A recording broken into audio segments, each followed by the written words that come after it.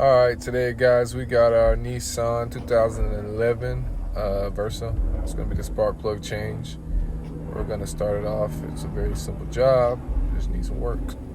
Take off the air intakes. They are pretty simple. They just kind of pop off. There's supposed to be some clips in there, so if yours has clips, I'm sorry, but you can use a flathead or a screwdriver. Get those out. Mine didn't. Those are the screws you're going to take off for the intake manifold that's on top of the spark plugs. They got 5 screws. I'm showing you 3.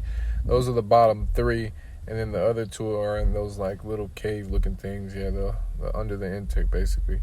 I'll show you those here in a second. Also, you want to remove your reservoir, your coolant reservoir, to get more room, more access. It's pretty simple. Just pop it out. No bolts, no nothing required. Just popping it out. So those 2 bolts, I kind of slid by them a little bit. I put an arrow on there to show you, but those 5 you want to get out. And those are 10mm bolts. Some WD-40 or some PB Blaster.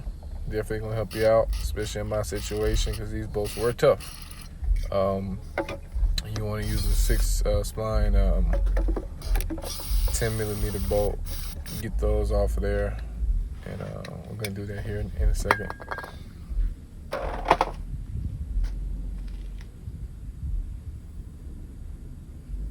Alright, so yeah, I got my 10mm. I got an extension on it as well. I'm using one hand, so really I already had broke it loose, but I'm just spinning it off and showing you where you'll take out the bolts. I even already showed you that, but I'm gonna show you again anyways. There might be a bolt on there for you guys right there. Mine didn't have it on there for some reason, but yeah, there's probably a bolt on there you have to take off too as well. Just showing you what else you want to take off. We're gonna remove the throttle body and the hose, the EGR hose, and the clip that goes to it. Also, there is a hose right there as well. I want to say that's for the air valve. Yeah, we're gonna take out the throttle body too as well. And use some pliers to get those clips off of there. Same goes for the EGR, and just use your hand to pull the clip off. It's pretty simple. You can use an 8mm or 5/16 instead of a flathead screwdriver, or because I just use a flathead, and I mean, you can see there's no really room for a flathead. The bolts are so rusted out, so I just put my 8mm on it, and then get it loose, and then I did it to the other one as well. And same thing, because there's an intake that goes to that EGR valve. There's another hose. I already took it off, but you can use that as well on that top clamp. There's the one on the left, and then there's a top clamp. That one I use a 10mm though. That's a 10 right there. So that one that I'm turning on right now is another 8. The one in the middle is a 10mm you can use, or you can just use a regular screwdriver if your bolts aren't rusted as mine. But you'll do that to get all that off of there, and remove that to get that out your way. You will have to use, or you will need some more room to remove that throttle body. Squeeze and pull. Squeeze the intake hose and pull. There's the good old clean throttle body. You're going to take those 4 bolts out of there too. Those are 8mm or 5/16, whatever works for you. Like I said, and then you want to crack it loose. Get on there more snug than I do, because of course I'm using one hand, but I'm just showing you what it would look like. Boom, you hear snap. Boom. And always, don't feel afraid to spray some DW40 down there. I should have used it right there, but I didn't, because I'm doing this video. And I would have to put the phone down just to go spray it. So I'm like, man, let me just take this off. You don't have to take any of the clips off on the throttle unless you want to completely remove it out of there, or the hoses, because this throttle body has coolant going through it, so I don't suggest using that.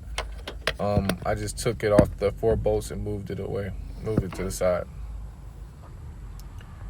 So, and there's also that one bolt right there. So after you take off the 4, you move the throttle body. There's a bolt that's right under it that goes to the intake, and it's a 10mm to the manifold that you have to get off as well. Because I went to go try to take off after I got all the 5 bolts out, plus the throttle body and everything else, and all the hoses, and then I couldn't take it off because there was that bolt in the back. And you'll feel it too. You'll try to go take it off, and it'll be real tight in one area. You'll be like, why isn't it letting me pull from the right? And then boom, I got that bolt off. So I broke it loose. It wasn't tough. And then I was able to spin it out after a couple of spins on the when I used the ratchet. So I just spin it out with my hand. And then that'll come off, and then next I'll take off the intake manifold, and then we'll be able to see the spark plugs. And I put all the bolts so they right there, so you'll be able to see them and keep them separate so you won't lose them. It has a nice little spot for it, and the same thing as far as that goes. So there's some hoses over there on the side, on the left. I didn't show you taking them off, but you'll see they're clear as day. I didn't remove it from the back because there was enough room just to set it over to the side and keep the hoses in the back attached. Less work, easier job, I'm sorry. Now we got our spark plugs and our coils right in our face, so now we're able to kind of see everything more easier. That was a little bit of work, wasn't that bad. And then we have 4 spark plugs. This is a V4. Most Nissan Versas are V4, so don't go by 6, by 4. Spark plugs and coils. So once you get to this point, I suggest getting a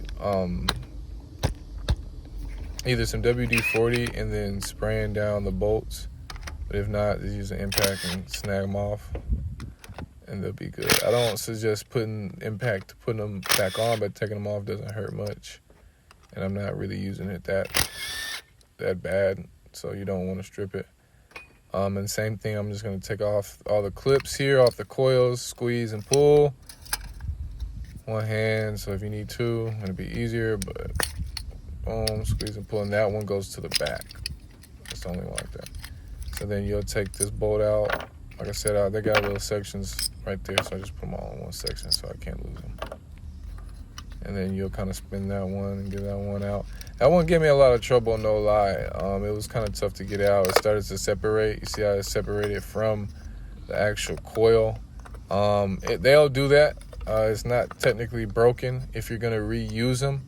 But just getting them out is going to be a hassle. So I suggest taking your time and spinning it. And then if you can't get it out, spray some WD-40 in there or some type of lubricant to help that coil get loose. The trick is to spin it out and pull. So eventually I got it out, and then the rest of them came easy. But that first one was tough. It's been in there too long, so clearly we needed to get that switched out. So we got all the coils out. Those aside, we got brand new coils, so don't worry. Usually you have a spark plug tool. It's going to be either 5/8 or 9/13. I'm not for sure on, or 9/32. I'm not for sure on the metric size, but I know 5/13 is or 5/8 is usually the normal one. With this one, I'm going to show you. I tried to put it in the 5/8 and it got stuck, or it didn't even go in. It was too big. So I'm going to use a different socket here in a second, so I can go ahead and get the spark plugs out. Put them and get them replaced. So that's me trying the 5/8 and boom, just not going in. Just no way possible. And I'm using an extension too. You don't have to have a long one, but okay, 9/16 is the one that worked. 9/16. Boom, and that went right in smooth as baby's bottom. And then I made sure when I turned it by hand, it locked, so I was able to get it out. Now I'm using the impact once again. This one is not highly suggested, but if you use it right, you've been using it for a long time, you know how to get them out. And then you want the spark plug to know it's kind of all the way out. It'll be like leaning to the side. It won't be straight up and down. Same here. Use that impact, smooth, get it out. Or you can use the hand ratchet, and that works as well. This is a whole lot quicker for me. And then I also brought this handy dandy tool from AutoZone or O'Reilly's, wherever you want to go. It's our magnet. Boom, we pull them out. They're pretty good. Boom.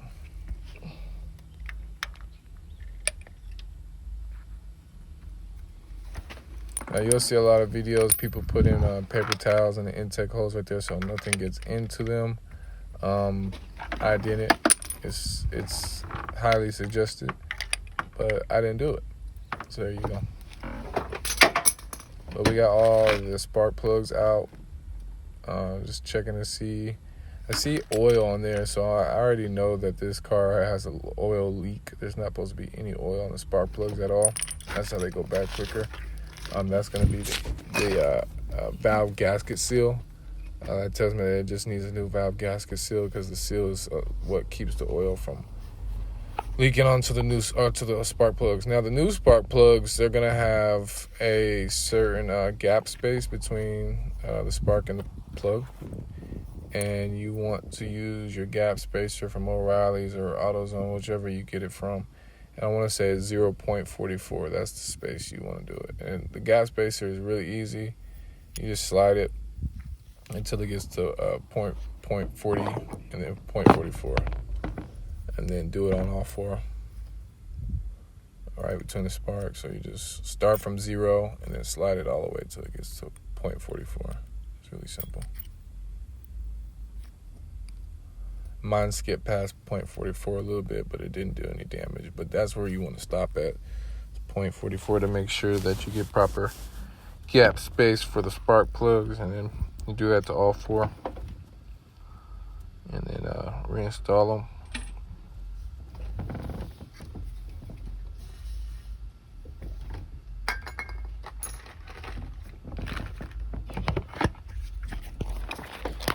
Now with this, with these spark plugs, when you're putting them in, you just want to put them as dead center as possible. It's really hard for you to kind of do that, but a lot of times you see people putting them in the socket first and then sticking them down there if you have a magnetic socket, or dropping them like I do, and then grabbing their socket and just lining it up as they twist and turn by hand.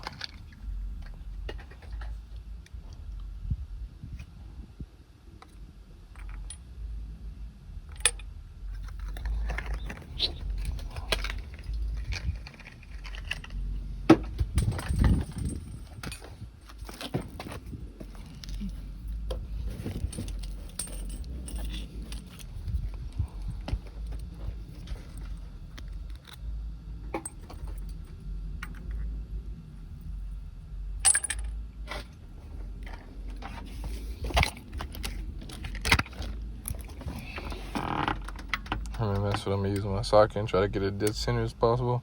And then turn it till I can't no more, counterclockwise or to the right. And when people say counterclockwise, I know what that means, but just say to the right or to the left. People don't know what that means. But yeah, now we're going to turn it to the right. Righty-tighty, lefty-loosey. And get those things locked down.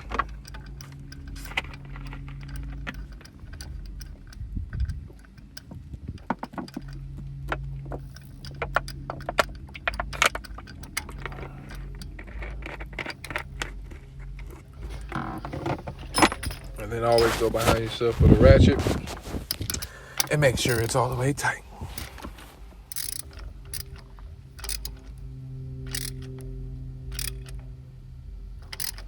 And it doesn't matter 1/2, 3/8. I mean, whatever you go by, it's gonna work as long as you have as long as you have that socket size on there. It's just, whichever you want to use, whatever works for you. So we're gonna do it to all four, and then add our coils back in. Terrible camera view. I don't know how I flipped it upside down, but all I'm doing is just putting the coils back in, and then you want to line it up. I always line it up with the hole the bolt's about to go back into, because it always lines up that way. And then you can feel it as you're sliding it down and press it all the way until it's all the way flush. The rubber part is flush with the hole. And then add the wire back. Put that in there until you hear it click. If you don't hear it click, but you can't remove it by hand without pressing the wire, it's still in there. Just unfortunately, it didn't want to give you a click today, so that's fine.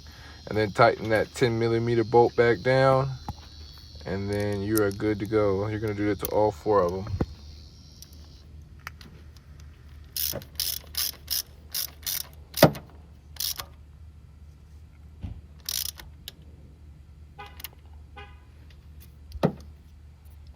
Yep, can't remove it, good to go. All right.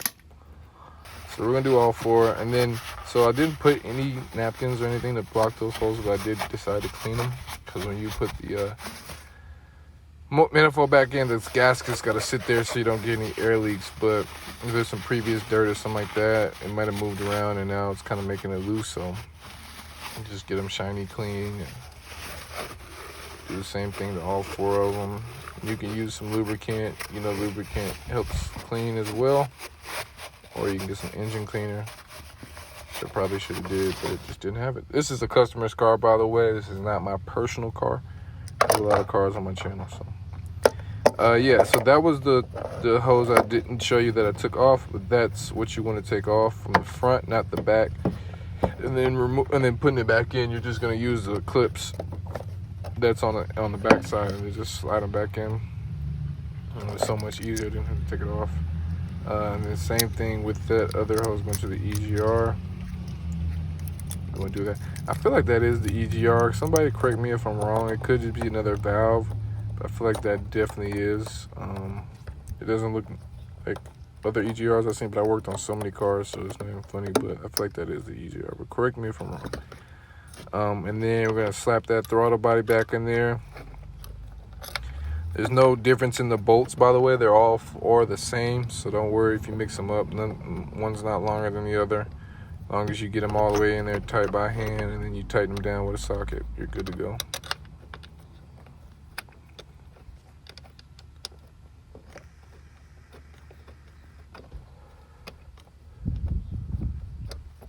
Another little tip too, if they were hard to get out, they're tough, you can spray some WD-40 on the bolts and clean them up a little bit, so that way when you're putting them back in, you tighten them real good. But if you ever have to take it off again, it won't be that rusted again, so it'll be the easier process for you again, or the next guy, whoever decides.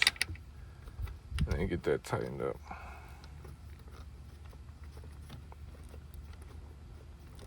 So like I said, I didn't remove any of the hoses or anything like that. I didn't have to touch those or any clips like that.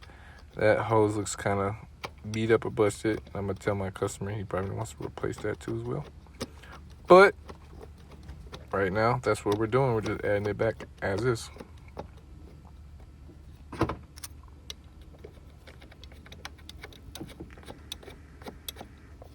But it wasn't a hole in there. That's a good thing. It just looks like the rubber been ripped up over time, so we're fine.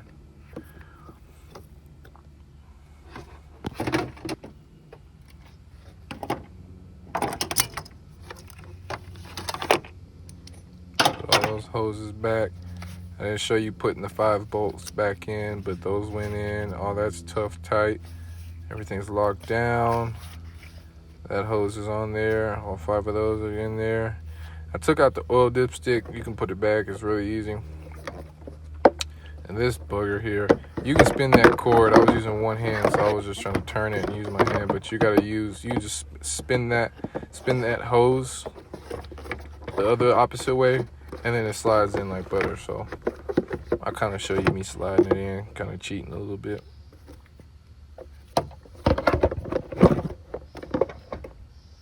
Boom, like magic. And then now we're gonna put back the rest of the plastic. Those are the plastic pieces. I'm just gonna say that right now, so it doesn't say, "Yeah, you said the wrong thing." Yeah, just put those things back in. They clip in. They're all clips, and you'll hear it. It'll clip, clip, clip, clip, like so. And then another clip. Boom. And like I said, those are supposed to be 2 little clips from AutoZone. You can get some. They're like $6, but you didn't have them in there. It's customer's car. This is what she should look like when you're done. Everything's back. Spark plugs are done. Any engine codes, go in there and clear them, or take off the battery and